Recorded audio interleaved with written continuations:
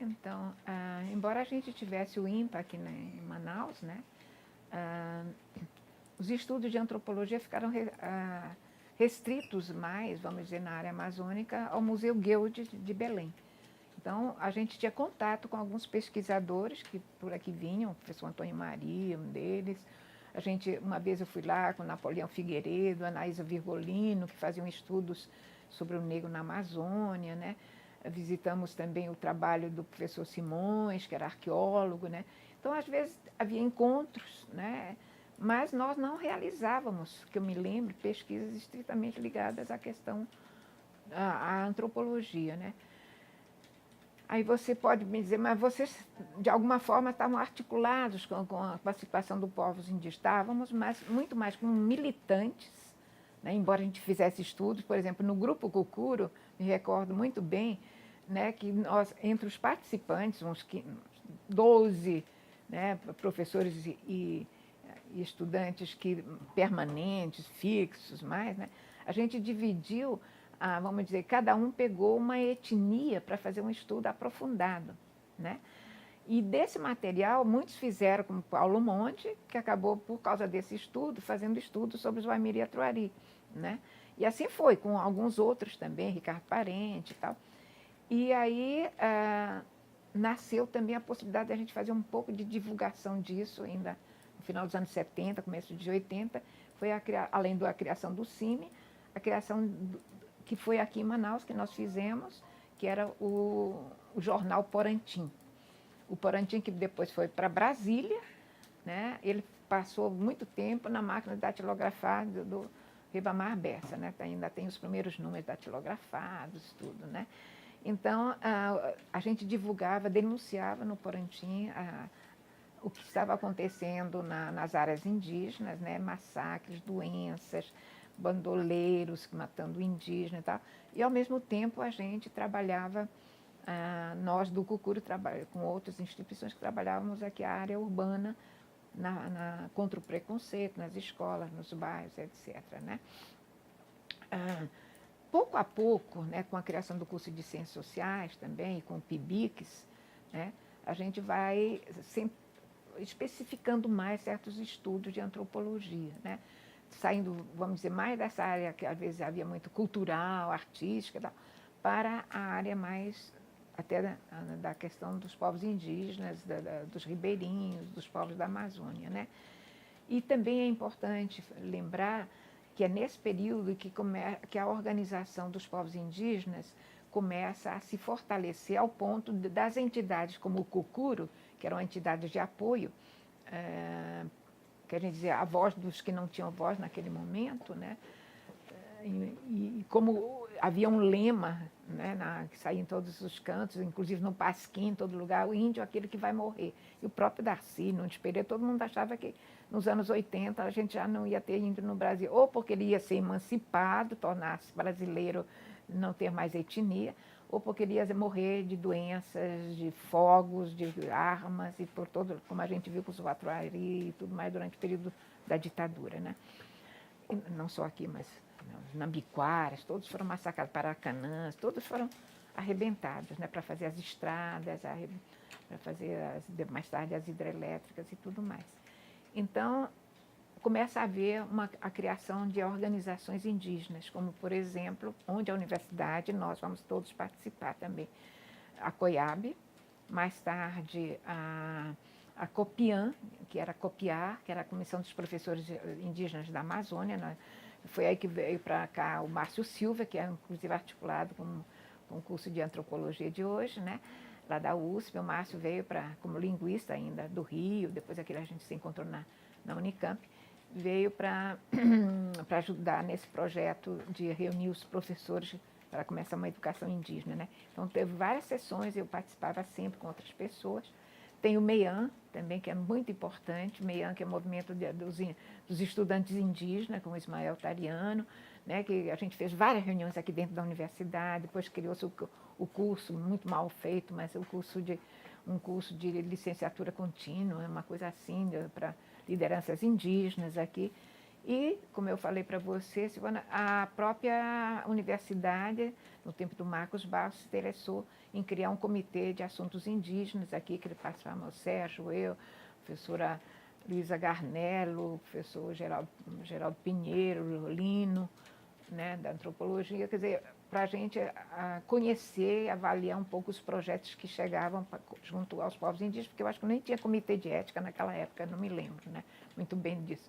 Mas então a universidade teve sempre muito articulada com os povos indígenas, com as questões indígenas na Amazônia, embora eu acho que a antropologia não é exclusivamente sobre os povos indígenas, né? Temos uns espaços muito grandes dessas mudanças todas, e é por isso que depois a gente, com a nucleação de pesquisa, a gente passou a criar núcleos, como por exemplo, eu coordenei um núcleo de estudos sobre imaginário, que pela primeira vez nesta universidade trouxe o boi-bumbá para estudar aqui dentro.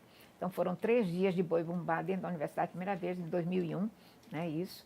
Veio todo mundo de Parintins para cá, até teve manifestações de boi, aqui do boi de pano, né, do pessoal que veio apresentar-se aqui, mas veio todo mundo, né, tanto o Garantido como o Caprichoso, e isso saiu numa revista, né? Nós já tínhamos criado aqui o chamado mestrado Natureza e Cultura, mais tarde programa de pós-graduação, e por conta da burrice dos membros da CAPES daquela época, que não entenderam o que era natureza, acharam que era biologia, trouxeram um biólogo para cá, para nos avaliar, né? E tivemos que mudar para a Sociedade de Cultura. Então, depois é que virou Sociedade de Cultura, né?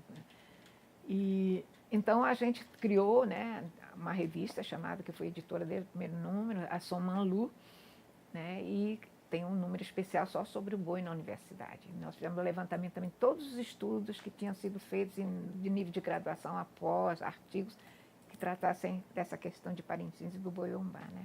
Então, estudos muito interessantes, que já feitos na Newton Lins, no Ninorte, em outros lugares, né.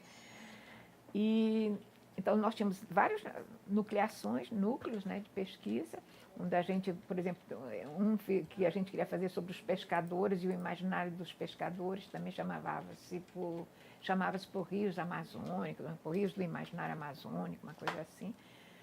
Depois disso, nós criamos o núcleo de pensamento social com o professor Renan, eu era ele era o autor, o diretor, eu sei lá como é que a gente chama isso, coordenador.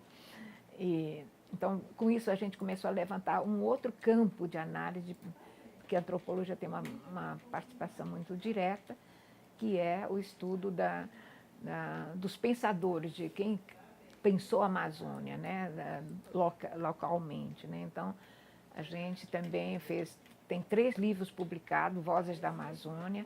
Eu coordenei seminários, né, com todo mundo que participava desses estudos, né, que foram mais de 12 pessoas, veio gente da Unicamp, professora Hélio do Uruguai, e fizemos aqui vários debates.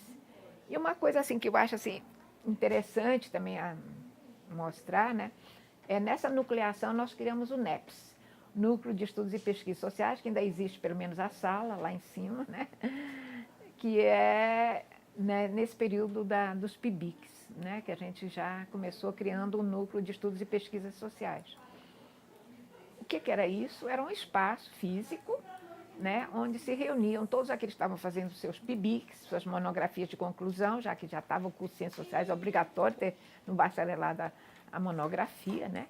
Então, a gente reunia, tinha discussões, debate entre os estudantes, e ao mesmo tempo começamos a pensar em divulgar um pouco isso, e criamos, né, essa revista aqui, que se chama Folhas Soltas, que eu criei, né, tem vários números, são lindas, né, estava mostrando para ela, a gente fez com cuidado, tudo isso em 2000, né, elas dividiam. Então, a gente divulgava artigos de professores, as monografias, né, de conclusão de curso, né, aqui o Charles Marcel, que eu estava fazendo doutorado, né, a Colette, Grace, Josélia. Então, isso aqui são vamos dizer, os resumos, né, do que eram as monografias deles, né. E no final a gente dizia quantos estavam, dava notícias, informes, livros que estavam saindo, publicações e tal. Isso durou bastante tempo, tanto que depois foi retomado pelo pessoal da antropologia, né, a professora Raquel e tal, chamado Folhas Soltas, publicações avulsas, né. Então foi assim, a gente era muito movimentado aqui, né. Agora, realmente, as pesquisas ditas de maior profundidade só foram possíveis ou com as dissertações das pessoas que foram fazer mestrado fora, depois com o doutorado e com a implantação dos cursos de pós-graduação aqui, localmente. Aí você vai ter o nosso, que é o primeiro, tem a FACED, o nosso é o primeiro aqui das Ciências Humanas, o Sociedade de Cultura, né? Começou em 98, né? E logo depois veio a própria pós-graduação em antropologia, com a criação do curso de antropologia lá em Benjamin Constant, que é uma coisa esquisita para a gente, não tem muita ligação, né? E que era proibido no Brasil, naquele tempo, ter curso de graduação em antropologia, né? Não, começou a ter no século XXI, muito recentemente, né? O curso de antropologia Benjamin, tivemos o curso de... E aqui criou-se um departamento de antropologia e, ao mesmo tempo, um pós-doutorado, né? Desculpa, um pós-graduação em antropologia social, não ligado ao ICHL, mas sim ligado ao Museu Amazônico, nos mesmos moldes que era e foi o único durante muito tempo do Museu Nacional, que depois criaram o doutorado lá no Rio de Janeiro, na UFRJ, na São Francisco, que é uma antropologia e sociologia que existe lá, né?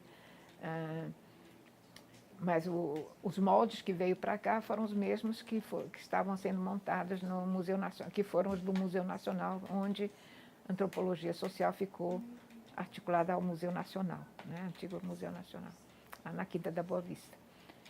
Então, aí foram chegando, né, 10 antropólogos novos que vieram para cá de repente, né? E com isso acho que eles puderam nos estudar. O NAVE surgiu de uma ideia eu sou meio arquivista, né, e mania de...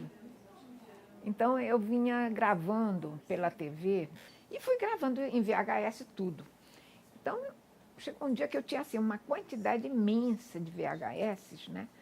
Eu falei, gente, está na hora da gente tentar, estava já, né, vindo vídeo, né? A gente já podia passar para VT, para vídeo. E aí, quando o professor Nelson Noronha foi aqui coordenador do programa, eu propus a ele, falei, olha, vamos tentar conseguir uma verba para a gente passar todo esse material para VHS, de VHS para DVD, né, para a gente exibir e tal. Chamamos Imagens da Amazônia, o projeto, e aí contratamos uma empresa, né, que fez uma porcaria de trabalho, né, porque eu tinha determinado, olha, aqui tem hidrelétricas, nessa outra fita também tem hidrelétricas, nesse também tem. Então, juntar, mas não, eles gravaram, sabe, pegaram o VHS e passaram para DVD igualzinho como estava, né? Então tem coisas misturadas, tem coisa de cultura misturada com coisa que eu não sei o quê, tem Globo, repórter do Globo, sabe? Uma mistureira, né? Falei, mas de qualquer maneira, isso está aqui no CENDAP, no Centro de Apoio à Pesquisa que nós temos, todos os DVDs aí. E daí surgiu uma ideia, falei, por que não vamos criar um núcleo, né, que possa mostrar esse material e fazer uma discussão sobre isso. Então, em 2005, eu me aposentei nas Ciências Sociais, no departamento, e criamos o Núcleo de Antropologia Visual, NAVE, que tem similar no Brasil todo, tem Núcleo de Antropologia da Imagem, tem NAVE também lá no Rio Grande do Sul, né, que a gente tem que dizer NAVE UFAM para o NAVE lá do Rio Grande do Sul.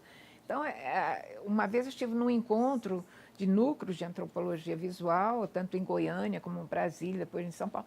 A gente chegou a contabilizar naquele tempo uns 16, 17 núcleos que trabalham com a imagem, né? Cada um de uma forma diferente, né? Ou alguns similares. Uns vivem mais como agente de extensão, de vez em quando apoiam a produção de audiovisuais, né? de documentários. Outros que estão ligados à antropologia, que eu nunca consegui. Eu ia de sala em sala quando né, o grupo de antropologia chegou. Eu não consegui, né, depois não consegui ter incentivar o interesse do pessoal para o visual, audiovisual, né? O máximo que a gente conseguiu foi, talvez, estimular a criação de uma sexta-feira etnográfica, né? Que passavam filmes, eu fui lá algumas vezes e tal. Mas eu queria que o núcleo ficasse junto à antropologia, porque no Brasil os núcleos de antropologia visual ficam junto à pós de antropologia.